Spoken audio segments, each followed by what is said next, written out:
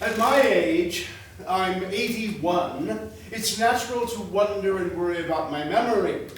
At our first meeting, I shared with David that I have 6 Shakespearean sonnets stored in my brain. And those 6 sonnets, all about love, loving harder, became the starting point and now center of our collaboration. David's words and my memorized words. David's music and my memorized words.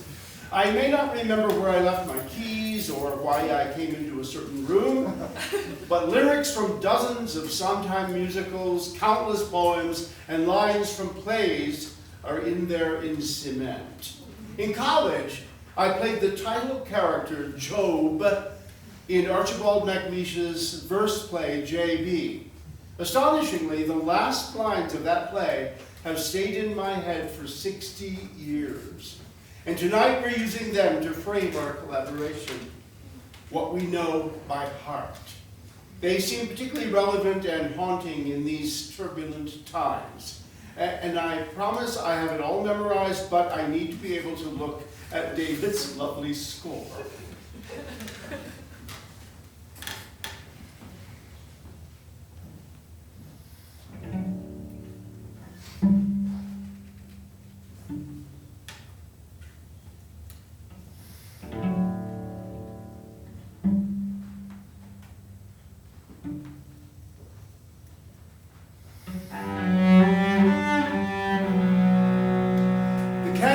The churches are out.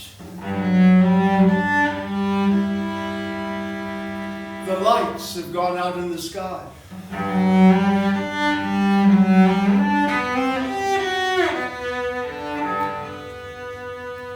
Blow on the coal of the heart, and we'll see by and by.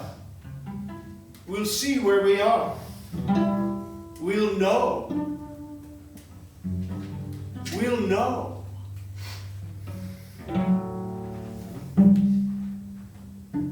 We can never know. The answer is like the stillness of a star that silences our asking. We are. That is all our answer. We are, and what we are can suffer. But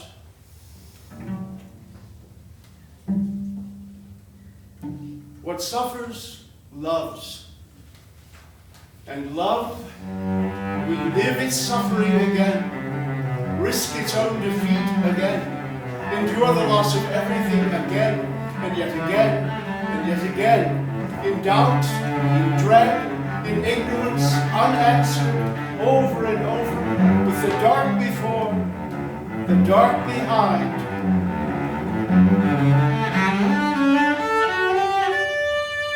And still live, still love.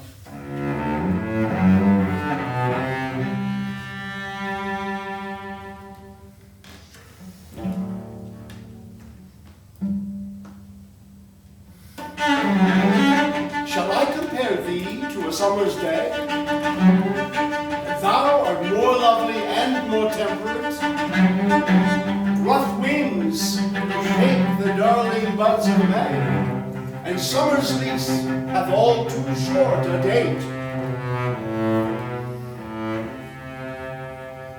Sometime too hot the eye of heaven shines, and often is his gold complexion dimmed, and every fair from fair sometime declines, by chance or nature's changing course untrimmed. But thy eternal summer shall not fade, nor lose possession of that fair thou owest, nor shall death brag thou wanderest in his shade. Great in eternal lines to time thou growest.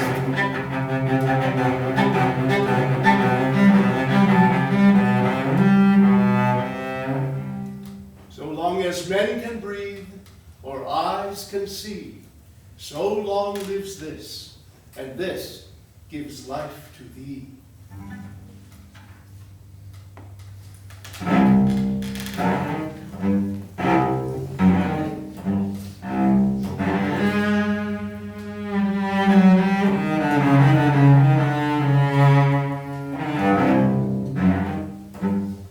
My mistress's eyes are nothing like the sun.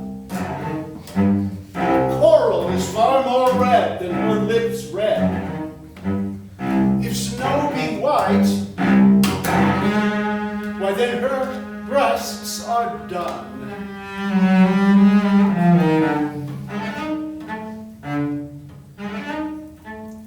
If hairs be wires, black wires grow on her head.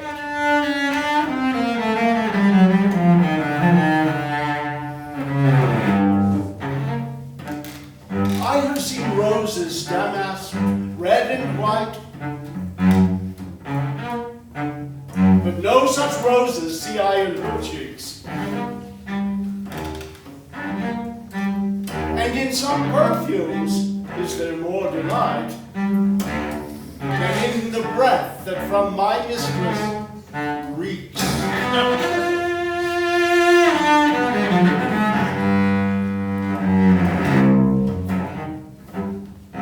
I love to hear her speak, yet well I know that music hath a far more pleasant sound. I grant I never saw a goddess go. My mistress, when she walks, treads on the ground.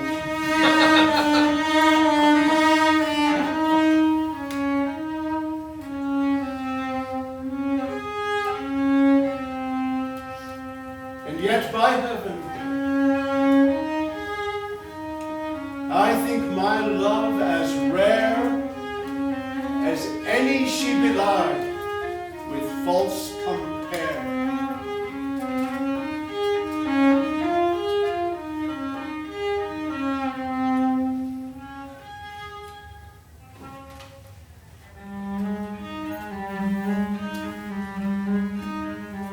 Let me not to the marriage of true minds admit impediments. Love is not love, which alters when it alteration finds, or bends with the remover to remove. Oh no, it is an ever-fixed mark that looks on tempest and is never shaken. It is the star to every wandering bark, whose worth's unknown, although its height be taken. Love's not time's fool, though rosy lips and cheeks within his bending sickle's compass come. Love alters not with his brief hours and weeks, it bears it out even to the edge of doom. If this be error, and upon me proved, I never writ, nor no man ever loved.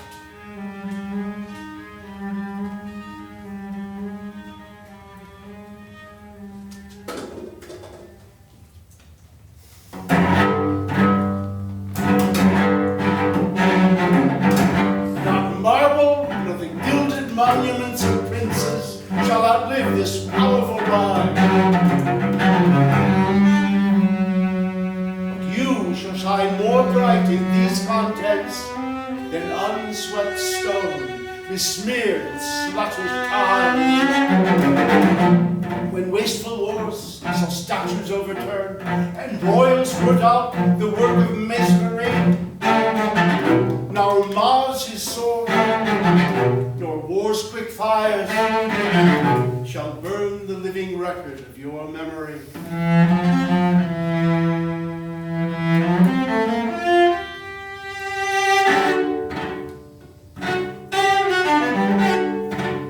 Against death and all oblivious enmity shall you pace forth.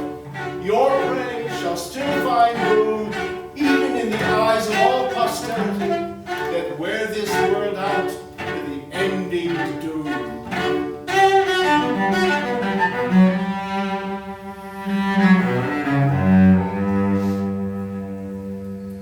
So till that judgment, let yourself arise. You live in this and dwell in lovers' eyes.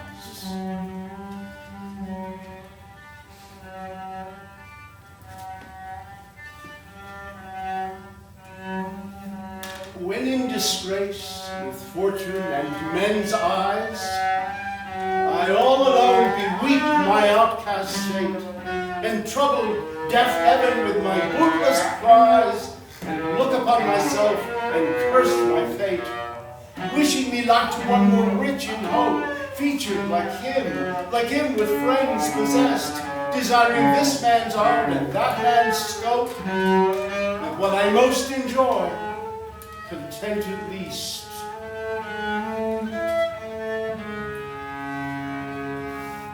Yet in these thoughts, myself almost despising, happily I think on thee, and then my state, like to the lark at break of day arising from sullen earth, sings hymns at heaven's gates.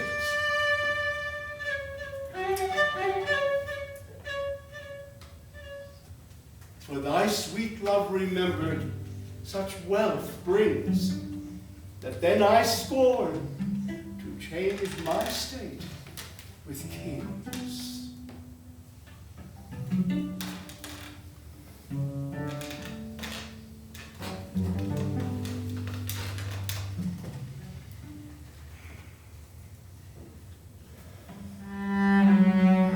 That time of year thou mayest in me behold, when yellow leaves, or none, or few,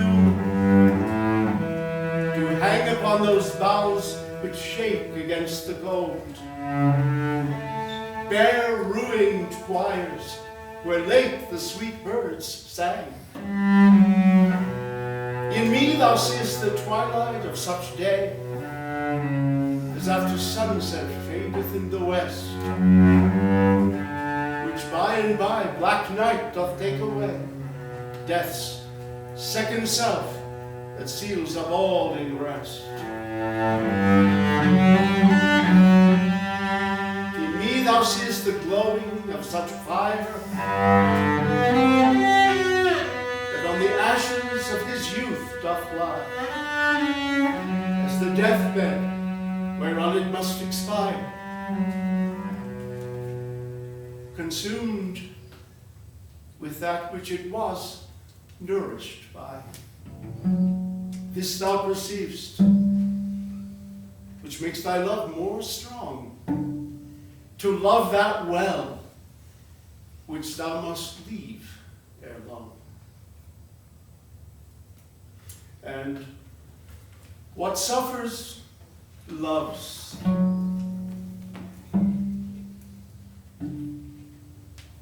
And love will live its suffering again, risk its own defeat again, endure the loss of everything again and yet again and yet again, in doubt, in dread, in ignorance unanswered over and over, with the dark before, the dark behind it, and still live, still love.